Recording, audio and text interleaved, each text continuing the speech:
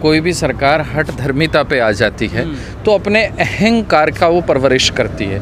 और ये जो वर्तमान सरकार है, जो मोदी सरकार है, जो किसान विरोधी सरकार है, ये अपने अहंकार का रक्षण कर रही है, उसका पोषण कर रही है और उसको पल्लवित कर रही है। लेकिन इनको ये पता नहीं है कि किसान अपने हौसले से इनके अहंकार को भी तोड़ेगा, और किसान कुर्सी देना जानता है तो छीनना भी जानता है, क्योंकि भारत की जनता ने इनको किसान के हित के लिए काम करने के लिए चुना था।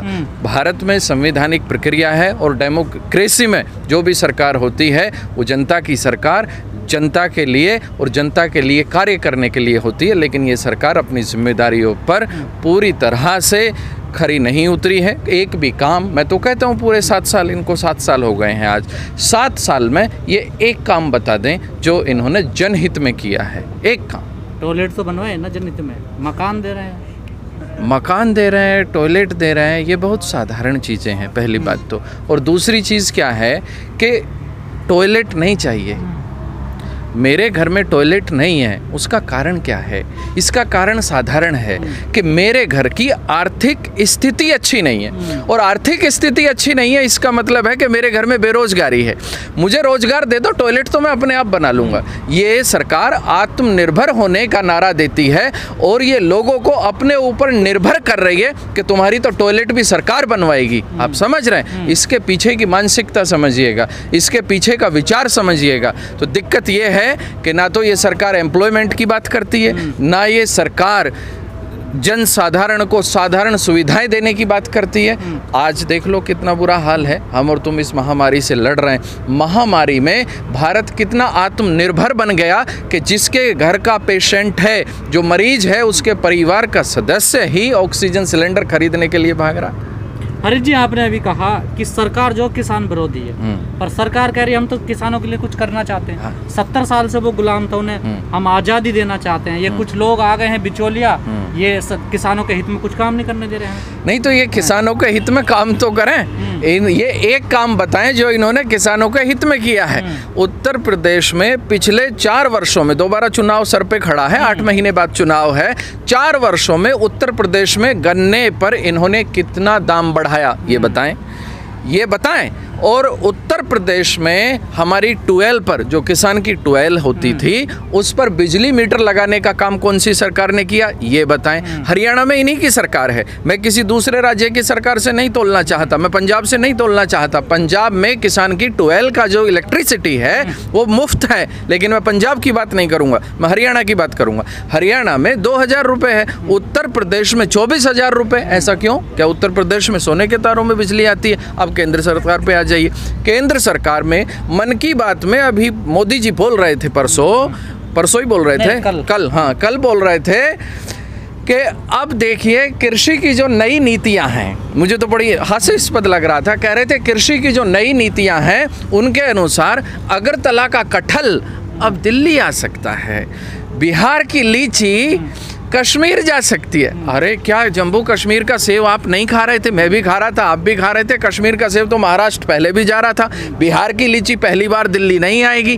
किस तरह के इस तरह से बयान देने से पता चलता है कि कितने विवेकहीन ये बयान दे रहे हैं। सर 6 महीने हो गए आप लोगों ने चिट्ठी लिखी सरकार को। हाँ, लिखी।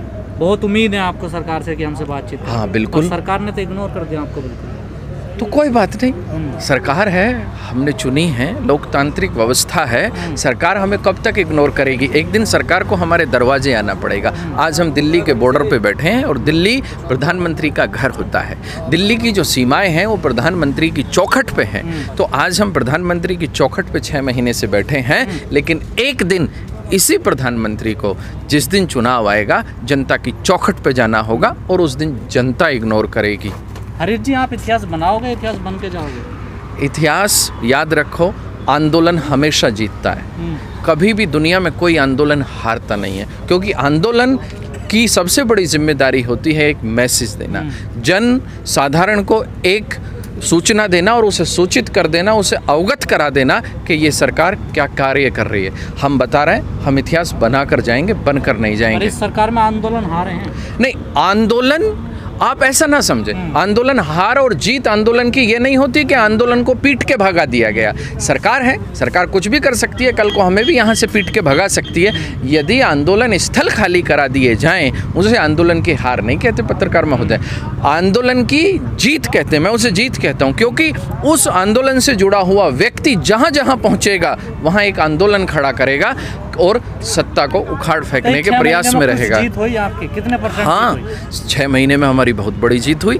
जब हम आंदोलन करना चले थे, पहले दिन हमको खालिस्तानी कहा गया था, अब हमें खालिस्तानी नहीं कहा जाता, कम से कम किसान कहा जा रहा है। उसके बाद जब हम थोड़ा और आगे बढ़े तो हमें अफगानिस्तानी कहा गया, हमें नक्सली कहा गया, हमें बिचौलिए कहा गया, हमको क्या क्या नहीं कहा गया।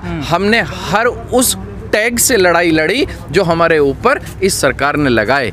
उसके बाद संसद के पटल पर भारत के प्रधानमंत्री ने यह स्वीकार किया कि किसानों का आंदोलन पवित्र है, क्योंकि एक दिन पहले भारत के प्रधानमंत्री ने हमारे ऊपर आंदोलन जीवी का टैग लगाया, लेकिन फंस गए, घिर गए पूरी दुनिया में, क्योंकि हिंदुस्तान ये वतन तो आंदोलन के दम पे बना हुआ वतन है। इसकी तो रचनाकार आंदोलन है। आप कह रहे हैं कि हमें क्या क्या आरोप लगाए गए, खालिस्तानी, पाकिस्तानी, जिन्हें क्या क्या, हाँ, नहीं जाने कितने। लेकिन जब तो सरकार आपसे बातचीत कर रही थी, जब तो अपना रहे थे, हाँ। लेकिन जब किसान कह रही है तब कुछ नहीं बात कर रही। बात लावारिसों की तरह छोड़ दिया? नहीं, लावारिसों की तरह नहीं छोड़ा। पहले समझ लीजिएगा कि हम सरकार पे निर्भर नहीं है, सरकार हम पे निर्भर है। हमने बनाई है सरकार, सरकार ने हम नहीं बनाए, सरकार ने हमको नहीं चुना, हमने चुना है सरकार को। तो हम लावारिस नहीं है। फिर बनाएंगे सरकार, बिल्कुल बनाएंगे, लेकिन उसको बनाएंगे जो किसान के हितों में फैसले लेगी, किसान का विकास करेगी, क्योंकि किसान का जब तक विकास नहीं होगा भारत का विकास नहीं हो सकता।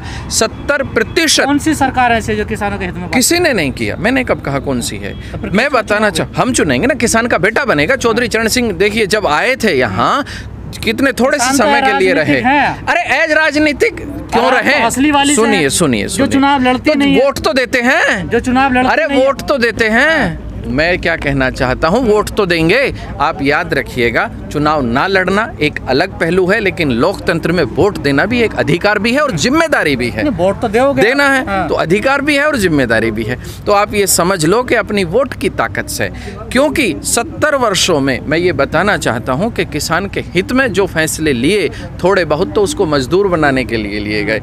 आज आप ये देखो, भारत की 135 करोड़ जनसंख्या है श्रीमान, और जिसको कॉरपोरेट वर्ल्ड, जिसमें बैड लोन्स माफ किए जा रहे हैं, जिसके न जाने कितने लाख हजार करोड़ के बैड लोन्स माफ किए गए, वो भारत में 7% रोजगार देता है और किसान 70% जनसंख्या को रोजगार देता है। तो इसका मतलब जब किसान समृद्ध होगा, 70% जनसंख्या का अपने आप ही रोजगार समृद्ध हो जाएगा। मेरा कहना यह है कि जब तक किसान सड़कों पे बैठा रहेगा, जब तक किसान इस देश में संघर्ष करता रहेगा, तब तक इस देश का विकास नहीं हो सकता। जितना आंदोलन लंबा खींचेगा, ये तो आप भी जानते हैं, आंदोलन उतना ही कमजोर होगा, और वो दिखाई भी दे रहा। नहीं, आंदोलन क्यों कमजोर होगा ये बताइए? आंदोलन एक विचार की लड़ाई है, आंदोलन एक विचार का संघर्ष है। भांति विचार कर लोग सर। अभी जितने लोग बॉर्डर पे जो आंदोलन कर रहे हैं, 50% लोग बीजेपी को सपोर्ट करने वाले। आप ये बात समझ लीजिएगा कि हमारा, मेरी बात ये समझ लीजिएगा कि मेरे 6 महीने के, पिछले 6 महीने के समय में इस आंदोलन में कोई भी एक आदमी मेरे सामने तो नहीं बोलता कि वो बीजेपी का समर्थक है। हर आदमी बीजेपी, क्योंकि बीजेपी क्या है? बीजेपी एक दल है, उस दल का इस देश में प्रधानमंत्री है, उत्तर प्रदेश में मुख्यमंत्री है, हरियाणा में मुख्यमंत्री है।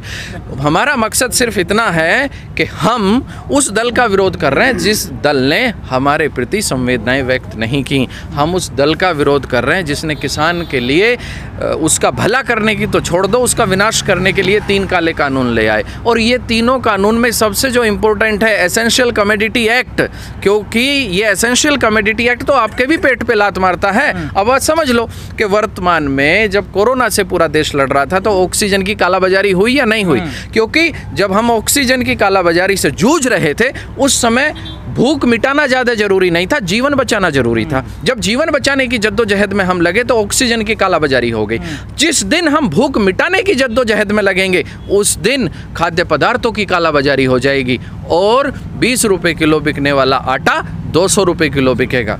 हरीश जी 200 लीटर हो गया। हाँ बिल्कुल हो गए हैं। उसके दाम वो व्यापारी तय कर रहा है जिस व्यापारी ने सरसों का असीमित भंडारण कर लिया है। उसमें सीधा लिखा हुआ है ईडेबल ऑयल सीड्स, और सरसों ईडेबल ऑयल सीड्स में आती है। जब सरसों का व्यापारी ने असीमित भंडारण कर लिया तो अब तो वो उसकी कमी पेश करेगा, पहले अभाव प्रकट करेगा जैसे वर्तमान सरकार कर रही है। मैं आपको किसानों पे वापस लाना चाहता हूँ, सरसों से वापस। आज आपको पता है डीएपी और यूरिया का अभाव प्रकट कर रही है ये वर्तमान सरकार। यूरिया आपको 5 कट्टे मिलता है जी, और 5 कट्टे भी तब मिलता है जब अपना आधार कार्ड लेकर जाते हो। इसका मतलब क्या हुआ, आपको एक प्रक्रिया में उलझा दिया जिस प्रक्रिया में आप गैस के सिलेंडर में उलझे हुए थे, और फिर आपको उस प्रक्रिया से निकालने के लिए गैस के सिलेंडर की सब्सिडी खत्म कर दी। अब इसी तरह से ये यूरिया और डीएपी की भी सब्सिडी खत्म करने वाले। तो सरसों के तो दाम स्वाभाविक है बढ़ने, अकेली सरसों नहीं, आने वाले समय में गेहूं के भी बढ़ेंगे, चावल के भी बढ़ेंगे। लेकिन जो फूड स्टफ है उसके दाम बढ़ रहे हैं, फूड ग्रेन के नहीं बढ़ रहे हैं। किसान से तो एमएसपी पे भी नहीं खरीदा जा रहा है। अभी देख लो उत्तर प्रदेश में क्या हाल है। हम गेहूं बेचकर आए हैं, किसी ने एमएसपी पे खरीदने को कोई तैयार नहीं है।